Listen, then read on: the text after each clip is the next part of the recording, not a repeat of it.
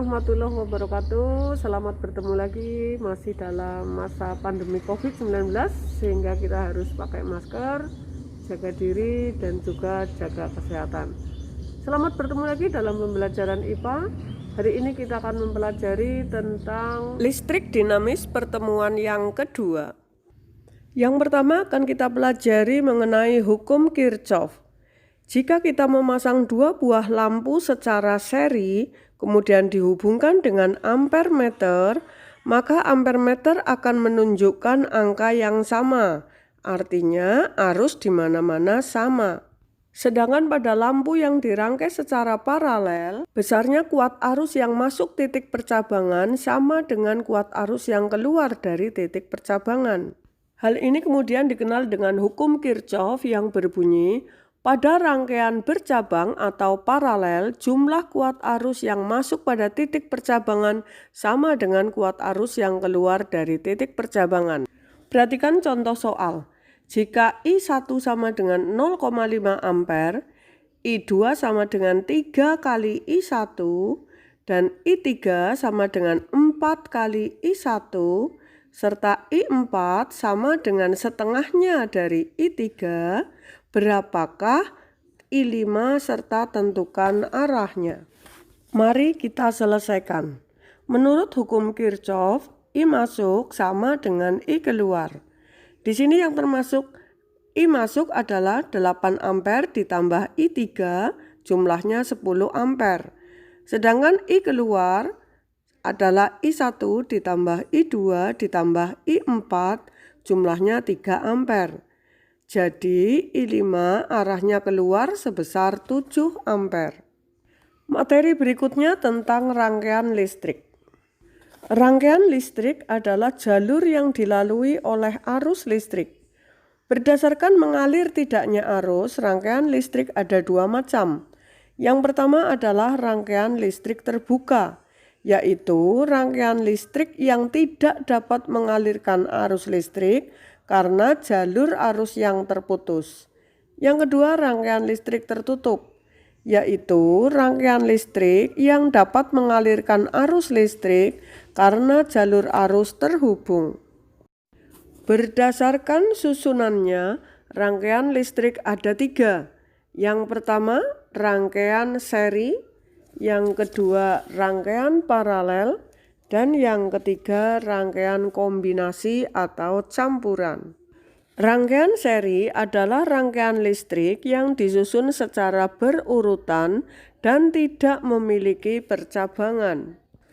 Karakteristik rangkaian seri yang pertama adalah besarnya hambatan pengganti seri adalah jumlah dari masing-masing penghambat. Dirumuskan Rs sama dengan R1 tambah R2 tambah R3. Yang kedua, besarnya kuat arus yang mengalir pada tiap penghambat adalah sama, atau I sama dengan I1 sama dengan I2 sama dengan I3. Yang ketiga, besarnya tegangan pada tiap penghambat adalah tidak sama, tergantung dari hambatan masing-masing, di mana V sama dengan V1 tambah V2 tambah V3. Yang terakhir, rangkaian seri berlaku sebagai pembagi tegangan. Yang kedua, rangkaian paralel, yaitu rangkaian listrik yang tersusun secara berderet dan memiliki percabangan.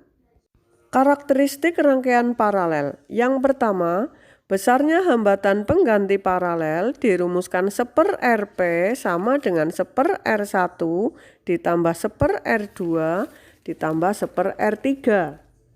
Yang kedua, besarnya kuat arus pada tiap penghambat adalah tidak sama. Berlaku hukum Kirchhoff, atau I sama dengan I1 ditambah I2 ditambah I3 sama dengan I aksen atau I keluar. Yang ketiga, besarnya tegangan pada tiap penghambat adalah sama, atau V sama dengan V1 sama dengan V2 sama dengan V3. Yang keempat, rangkaian hambatan paralel berlaku sebagai pembagi arus. Materi berikutnya tentang gaya gerak listrik atau E. Gaya gerak listrik adalah beda potensial antara ujung-ujung sumber tegangan pada saat tidak mengalirkan arus listrik atau rangkaian dalam keadaan terbuka. Sedangkan tegangan jepit atau V adalah beda potensial antara ujung-ujung sumber tegangan pada saat mengalirkan arus listrik atau rangkaian dalam keadaan tertutup. Berikutnya rangkaian sumber tegangan ada dua macam. Yang pertama rangkaian seri, yang kedua rangkaian paralel. Pada rangkaian seri, nilai GGL total adalah jumlah dari tiap elemen.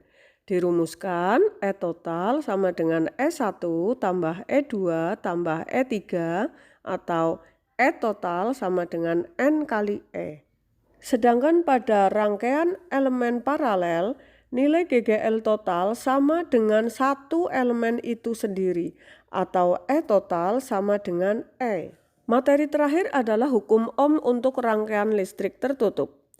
Dalam rangkaian listrik tertutup terdapat dua macam hambatan. Yang pertama hambatan luar, yaitu hambatan yang terdapat di luar sumber tegangan. Lambangnya R, misalnya hambatan pada lampu atau alat-alat listrik. Yang kedua adalah hambatan dalam, yaitu hambatan yang terdapat di dalam sumber tegangan. Lambangnya R kecil.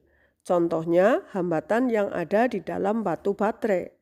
Menurut hukum Ohm, besarnya kuat arus yang mengalir pada suatu rangkaian adalah sebanding dengan beda potensial dan berbanding terbalik dengan hambatan. Besarnya kuat arus yang mengalir pada rangkaian dirumuskan I sama dengan E per R besar ditambah R kecil, atau besarnya tegangan jepit sama dengan I kali R besar. Hubungan GGL dengan tegangan jepit dirumuskan E sama dengan V ditambah I kali R kecil. Sekian pembelajaran IPA hari ini, sampai ketemu lagi pada pembelajaran berikutnya. Assalamualaikum warahmatullahi wabarakatuh. Semangat.